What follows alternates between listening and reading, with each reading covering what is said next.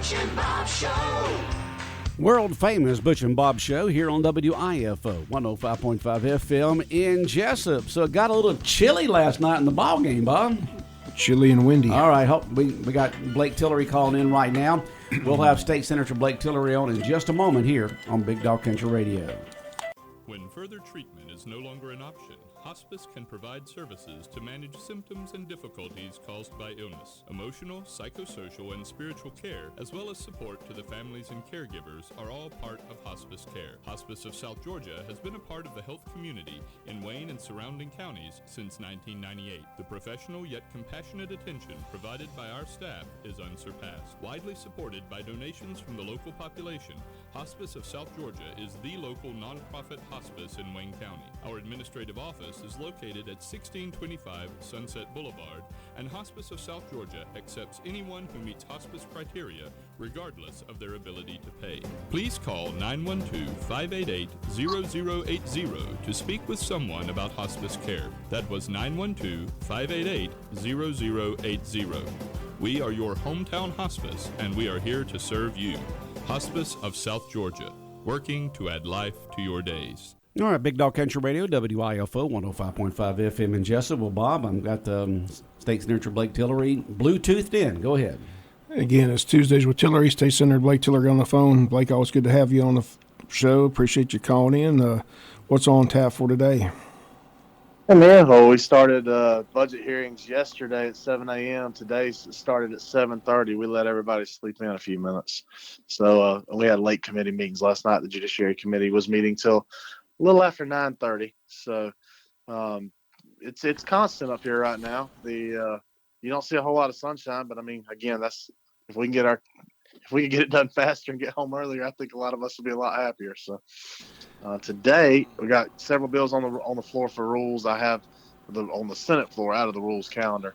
One of them is my bill that we talked about last week about transgender surgeries, the state health benefit plan. Right now, you can pay for transgender surgeries under the state health benefit plan. We don't think that's what the people of Georgia want. So I've got a bill on the floor today. It's probably going to be pretty heated and contentious. Y'all might have to get me a shield or something, or check my tooth for bullet holes later. But I think that's where our district clearly is, and where most of Georgia stands as well. Had a story on the news this morning talking about possibly changing the funding for education. The QBE Act's been in place since 1985, but a couple of legislators talking about changing the formula. Your thoughts on that? Yeah, well, it's interesting you should say that. So, again, there's a small TV, about an 18-inch TV, maybe a little bit bigger than that, in my office. And so what's on the screen right now is the subcommittee meeting for appropriations. My big committee has multiple subcommittees, and the appropriations one is speaking right now. And the presenter is one of the folks from the Department of Education, but guess who didn't show up? The superintendent's not even there to present his budget this morning. So we've had some issues with that. That's become kind of frustrating, and the committee's asking that same question right now as well. We've put almost $13 billion of state general funds into our K-12 program, and then the reading levels around 29% of reading on level at third grade in the third grade. So we're just asking the Department of Education, hey, look, where's it going? What's happening here? So before we start pouring more money into it, I'd like us to be accountable on the money we were already putting there. Yeah, more money does not necessarily solve problems. Yeah, education is one of the biggest things, Bob. And I want to highlight this. I'm glad you let me do it here on the radio. When we started looking at increases in spending since 2001 or 2021, we've seen a 65% increase in admin and central office spending, and that is not where kids get their third grade reading levels up from. That happens in the classroom. That is just very frustrating.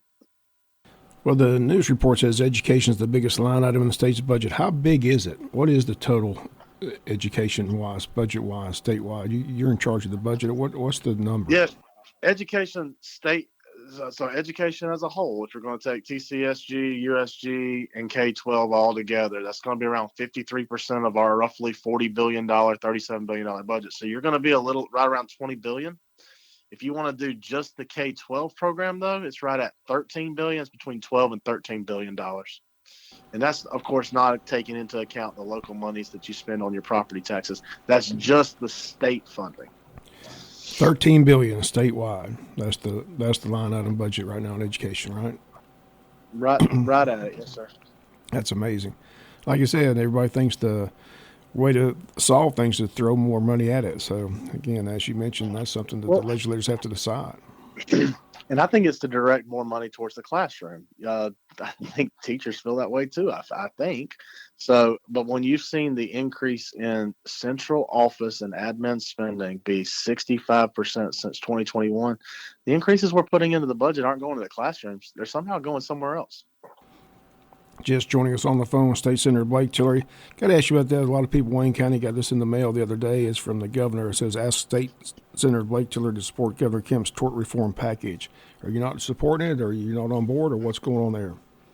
Oh, we made some amendments to it. I voted for it last night in committee. There's still some things I think we need to change. One of the big ones is about insurance. So if you have insurance and you are in an accident, the way the bill currently is drafted, someone who's here illegally and doesn't have insurance would be able to recover more at trial, in my opinion, than someone who's here legally and has insurance. That's just not going to fly. So we passed it out right now. But let's see where. Then I voted for it last night out of committee. But I think there's still a little bit of tweaking that needs to be done, especially on that part. I don't think that we want to be in a position where someone here illegally without insurance recovers more than someone here legally with insurance. Anybody that has insurance knows it's going up, and when you talk to your insurance agent, they said the reason it's going up is because of all these lawsuits. So your thoughts on that? Is that why it's going up? Because people are getting hit hard with their car insurance and insurance and everything else. Yeah, I think there's a lot to that discussion, actually. You're seeing, of course, from the storm, how we got destroyed on claims. There's still a lot going on there right now, even in Congress, where over half these claims have been denied. And Senator Josh Hawley's asking the U.S. Senator Josh Hawley is asking the insurance folks to come in and explain their answers to that, why over half the claims related to Helene have been denied so far.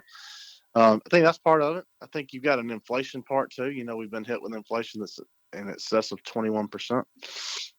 But look, I've been the one attacking attorney advertising for the past 3 years. I'm just glad some other people finally showed up to the party to help me. And you're an attorney.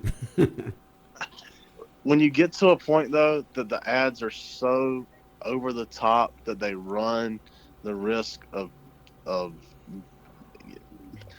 incentivizing is not the right word, but making the jury pool think that something's different than it is. It perverts the system of justice because the ads are so over the top and outlandish.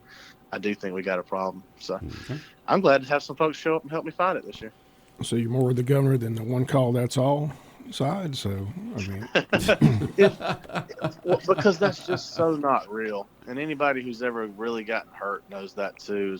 The facing what you have to face with rehab or with hospitals and bills and debt collectors. That one call that's all just really isn't real. So again, the session's in its third week. What's all the bill's still being debated every day, and what are some of the topics up there that are being discussed, and what are some of the big debates taking place in Atlanta? I think you've hit on some of them. The other bill I have about immigration will probably make it to the floor next week. All it says is, hey, if you're a city and a county and you're not enforcing Georgia immigration laws, or a local elected official, and you're not going to enforce Georgia's immigration laws, participation in the 287G program, things like that, then you run the risk of being sued. You're gonna, if something bad happens because you weren't following Georgia immigration law, you're responsible. Got another bill coming about debanking. It really deals with the cancel culture that we saw around banks and social media over the past 2 to 3 years. Had a local Georgia business tell me that they spent $700,000 trying to get their banks rebanked after they were canceled simply because they sold guns. Selling a gun is not a crime in this country. So want to work to see what we can do to make sure that folks' ability to continue to do what they've always been doing is protected. So that, and then of course the budget. Yeah, I say of course the budget like it's an afterthought. Of right here, of course, that's the front of our our mindset, especially when you hear the amount of dollars that we're putting towards the topics we've already talked about. It's going to be a busy couple of days. And then crossover day, we're halfway to crossover day, day 14. So we're 28 is crossover day. Bill doesn't get out of one committee or one house or the other by crossover day. It's considered dead for session. What's the deadline to get the budget passed? Is there a certain day that the budget has to be passed in order to get things rolling, or is it, what's the timeline on the budget being passed? Yeah, it's just got to be out by April 4th. And so we're in the little budget right now, the amended true up from last year. And then we'll see where that puts us. After we can get the amended true up budget done, the House will pass over the big budget to set up the FY 2026 budget, which starts July 1, 2025. And as you mentioned, the hurricane victims are still looking for relief, and that was a big topic at the exit issues, that a lot of money is going to be put aside to help those people. You're saying that some of those claims are not being, helped. Those people aren't being helped out. What's happening there? Yeah, that U.S. Senator Josh Hawley from Missouri is on the U.S. Senate committee that oversees things concerning disaster and disaster-related relief. And his letter to the big insurance companies about 2 weeks ago basically told them, said, hey, I'm realizing that y'all denied over half the claims. I just want to give you an opportunity to explain why, unless you need to come up here to Congress and explain why. So, of course, he's using his bully pulpit to say, I know folks out there need help, and we're not always getting it from what they thought they had earned through insurance. So he's using his bully pulpit for that. We're trying to use ours to help out where we can with farmers, foresters, and folks with blue tarps still on their roof from the state side. And then if there's some federal monies that have they've been allocated to Georgia, but we're not exactly sure how they're supposed to be rolled out yet, the categories they can be used for. So still working on that. And you mentioned the big line item, education. Another big item that was discussed in exit issues is the Federal Correction Institute and money to be put aside. What's going to be that line item budget? You have any idea what that figure is going to be? Can you tell me what that was again? The Federal Correction, they said they're going to put a lot of money into the prisons. Oh, Federal Correction. Federal Correction. Correct. Yes, sir. I got you. The feds came in and did a study, or we thought they were going to step in on the state level corrections. I can follow what you're saying now. That the increase, that budget right now is around $2 billion. The increase the governor's proposed was around $1 billion for things concerning locks, staffing, etc. We're taking a deep dive into that to see if that's really what we need to be doing right now. We're going to work on that. Don't have the clearest answer for you yet there. Okay, doke. Well, again, always good to talk to you on Tuesdays with Tilery, State Senator Blake Tilery. As you mentioned, you're always accessible. I'm sure you're hearing from a lot of your constituents here around the area. So if they want to get a hold of you, what's the best way to do that? Yeah, right. I mean, however you want to right now. Randy, I saw your text on COLAs. I think $500 million more to going into the retiree fund to try to shore it up to 80%. If the retiree fund doesn't get shored up to 80%, they can't give a COLA. So that's your answer on that one. But $500 million, $500 million is your answer on that topic. You can do like Randy did. Just text me, 912-245-9915. Or if you want to call the office, if you feel more comfortable doing that. Sometimes people do. They call up here. They say, I want to tell Blake something, but I want to do it anonymously. They posted that yesterday. That's 404-656-0089 or 404-656-5038. Okay, Blake, we always appreciate the time on Tuesdays with Tilery. Again, stay safe in Atlanta and appreciate you being here on the show. Have a good morning. See you. Right, take care. Bye-bye. All right, State Senator Blake Tilery here on Big Dog Country Radio, WIFO 105.5 FM in Jesup, and we appreciate him calling in here on this Tuesdays with Tilery here on Big Dog Country Radio. And Bob, so we may or may not have a Wayne County game on Thursday. It may be tomorrow in baseball. Yeah, the weather forecast doesn't look good for Thursday, so he's going to get in touch with the Appling County coach and see what they want to do. So we should find out later today if that game is going to be Wednesday or Thursday, but Thursday forecast does not look good.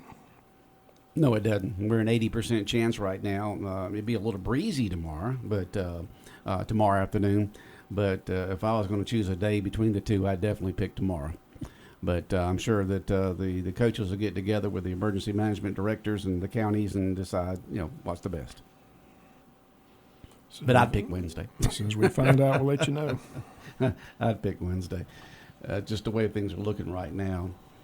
And so we'll see what happens.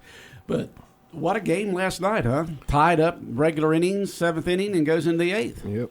Extra inning baseball, game 1. Game 1, extra innings. Boy, Yep. might be an omen for the extra innings for that wind, I'm telling you. I know. A lot of people left because it just got brutal. I mean, it was just, as soon as that sun went down, it just changed. Just like that. Where did the wind? Usually the wind dies down. When I showed up and set up my table and chair, I'm in a short sleeve shirt and it's beautiful, 80 degrees. Right. As soon as the sun goes down, all of a sudden we get a 15, 20 mile an hour wind. It stayed that way the rest of the night. So a lot of people left. They didn't come a lot of people didn't come prepared. Did they? Right, didn't come prepared. So it was just a crazy weather forecast. So, but we got it in. First game on the book. 29 more to go, regular season. So have them all for you right here on Big Dog Country FM 105.5 FM. 2 border wars to begin the season. Pierce County yesterday, and then Appleton County scheduled for Thursday, maybe tomorrow. And that's an exciting way to start the season, Bob. Yep, good baseball. Do we have some folks down there yesterday with their gold and black on and black and yellow? Yeah, the place was packed when it started. Well, like I said, about the 4th inning, people were gone. Yeah. Well, it was crazy. I know. You just don't think about that. It's nice and sunny outside, and boom, here comes the wind and cold temperatures because of the sun going down. But at least you had your jacket, right? Weatherman got that wrong, I promise you. But they can always be wrong. The only job can be 80% wrong and still have a job. Must be nice. Must be nice, huh? Must be nice. Must be nice. Most people get fired over that. Well, baseball players only hit the ball 3 out of 10 times, and they still make millions. That's true. They're on 6.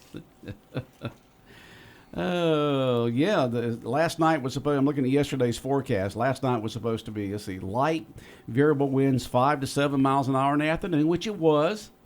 But then at night it said mostly cloudy with a low of around 52. Well, we did. It was 51 this morning when I got here, and so it was right at that. But it says east winds 7 to 9 miles an hour. Were the winds more than 7 to 9 miles an hour, Bob? A lot more.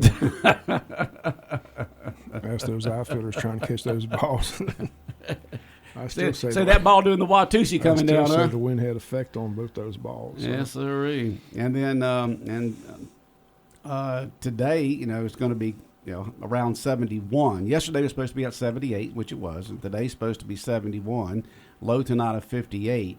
But then tomorrow, the wind's really going to pick up tomorrow afternoon as that front's coming through, bringing us that 80% chance of showers on Thursday. So if they do play tomorrow, it is going to be breezy, Bob, but it's supposed to be around 82 for the high and around 64 at night. So, at least you'll be in the press box. And at home it's not. I don't care you'll how be in the windy press it is, box. It doesn't bother me. It's not going to really cold. It's just going to get very windy tomorrow afternoon, getting ready for that front coming through on Thursday.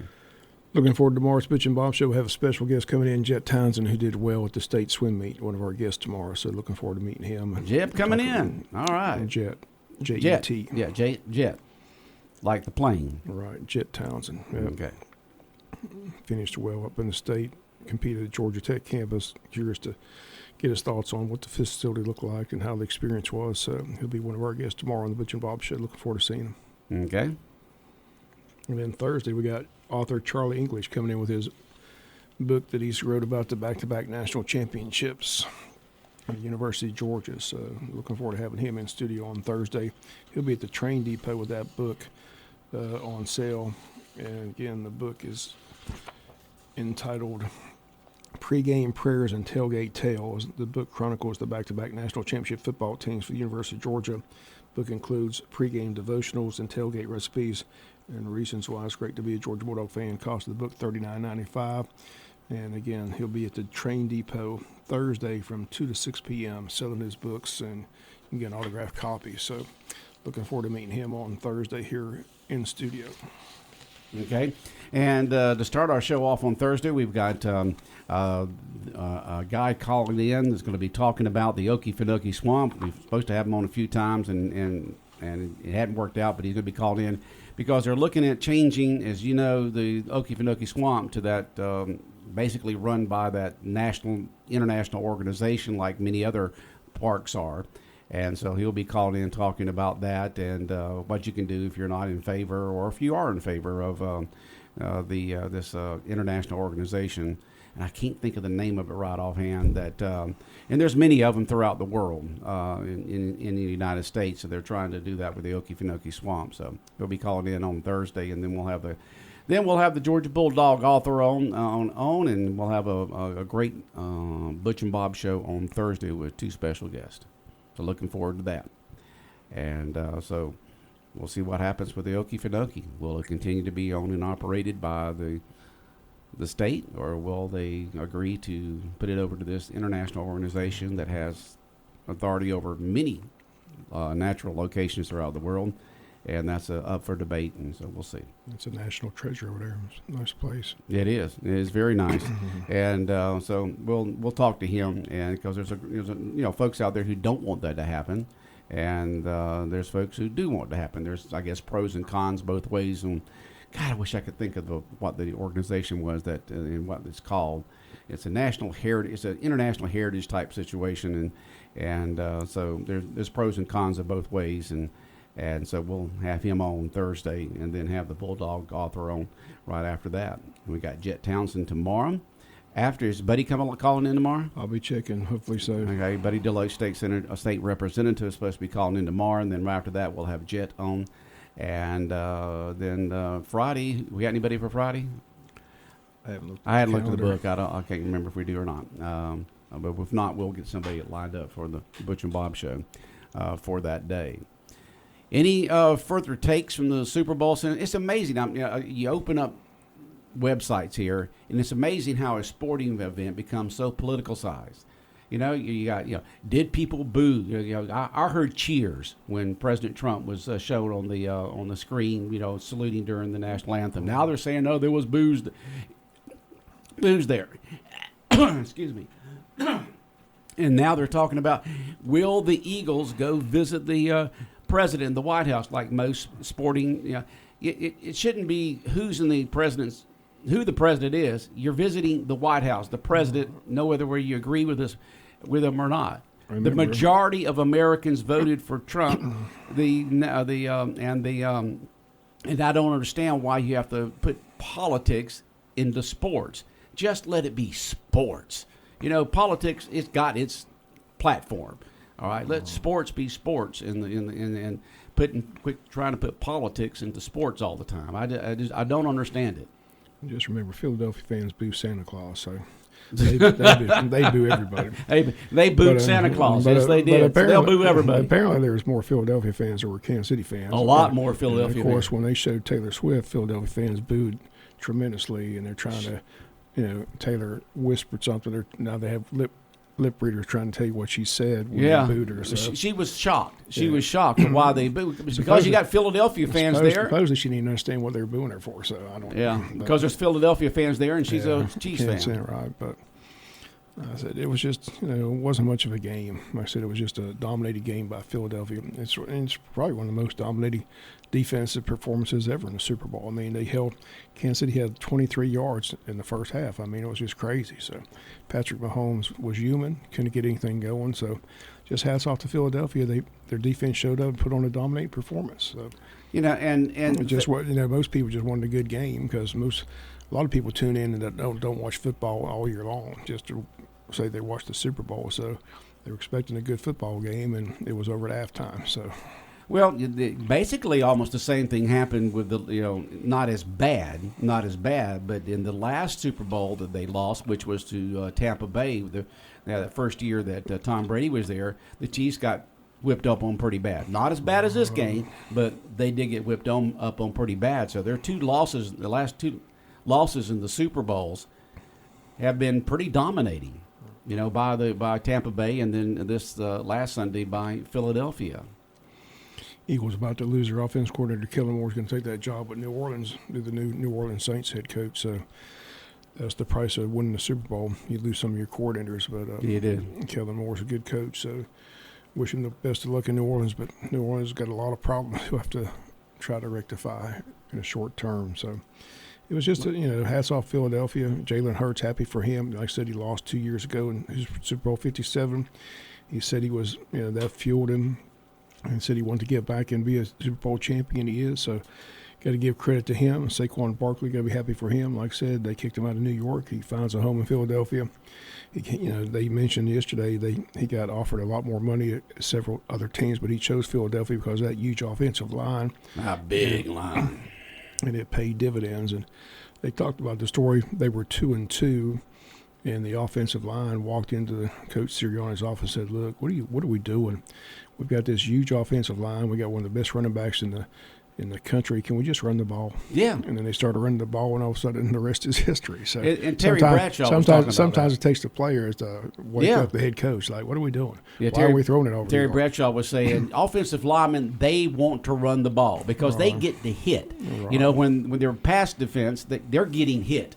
But when there's running, they get to hit, and offensive linemen love to hit those defensive linemen on running plays. They just want to impose their will, which they did. Yeah, they did. Defensive line, they won that ball game for Philadelphia. Like I said, they never blitzed the entire. They just rushed forward and got pressure the entire time against Patrick Mahomes, who was sacked, I think, 8 times in the game. So He had 5 people out there blocking 4, and they still got through. So just like I said, hats off to Philadelphia. So I hope they go to the White House. I mean, why would you not want to go to the White House? I know you That's don't. part of winning the championship. Yeah, which, yeah. Everybody talks And- about how impressive it is to go in the White House. Some people talk about taking stuff. And the majority of Pennsylvania citizens in Pennsylvania voted for Trump. The majority of their fans up there. Right. So, and it still doesn't matter. To me, it doesn't matter. I mean, you just you just go. You go and you share that experience. Are they mad 'cause Trump? It's the office of the president, not who's in there. Are they mad because Trump was pulling for Kansas City? Is that why they're mad? I don't know. Was he pulling for? I think he said he thought the Kansas City was going to win. When in the interview, they asked him who he thought was going to win. He said he thought. Yeah, he thought that Kansas City was going to win. He wasn't really pulling for him. He just thought they would No, win. he said he was pulling for Kansas City because Patrick Mahomes' wife. She was a big. Oh, Trump that's fan. right. She's a big Trump fan. Right. That's right. Yeah. That's right. So that's why he said he was pulling for Kansas City. So what do? You don't have anything to do with anybody that had anything to do with Kansas City. That's how much you're going to have hate in your heart. It sounds petty to me. I'd want to go to the White House. I'd go to the White House. And I don't understand. You take a look at these sporting events, and so much politics are getting into it, and it should just stay out of there. Let sports be pure sports. Don't put all this political stuff in there. And, it's just so frustrating to be able to listen or watch these sporting events, and so much politics is involved. It's just I don't like it. It's crazy. But that's just me. That's just me. And so hopefully they will go. I mean, it shouldn't even be something for debate. It's just you just go. It's the office, not the person that's in there. You get to go there. That's just tradition. Well, I don't like you, so I'm not going to show up. Jeez. When the majority of the citizens in your state voted for Trump, but that still shouldn't have anything with it, whether they did or whether they didn't. It should be you just go. You do that, the respects, you get the pictures, you get the selfies, you get all that inside the White House and say, I was there. Take a couple M&Ms and all that good stuff. They said the M&Ms are pretty good. The M&Ms? That's what they say. I've heard people on TV that have gone to the White House. I didn't know they had M&Ms. They got M&Ms there? They take all kinds of stuff. They take little trinkets home, things like that, souvenirs. So. Have you ever been in the White House? Never been. Never been. Huh? Yeah, when I was in junior high school in Jacksonville, we made a trip up there, but we didn't go in there. outside. I ain't never been inside. Never been inside. Yeah, I've never been inside of it either. Been in other things in the D.C. area, but never inside the White House. Be a heck of an We ought to get experience. Trump on the Butch and Bob show and see if we can get invited up there. Sounds good. Get up there. Work on that, Bob. Can you do that? Yeah, I'll do my best. Okay. All right. Have a good day. Okay. All right. The world famous Butch and Bob show here on WIFO 105.5 FM in Jesup. And it's been brought to you by First Southern Bank, by Murphy Builder Supply, by the Service Department at GNS Auto Sales, and by Heron Aldridge Insurance.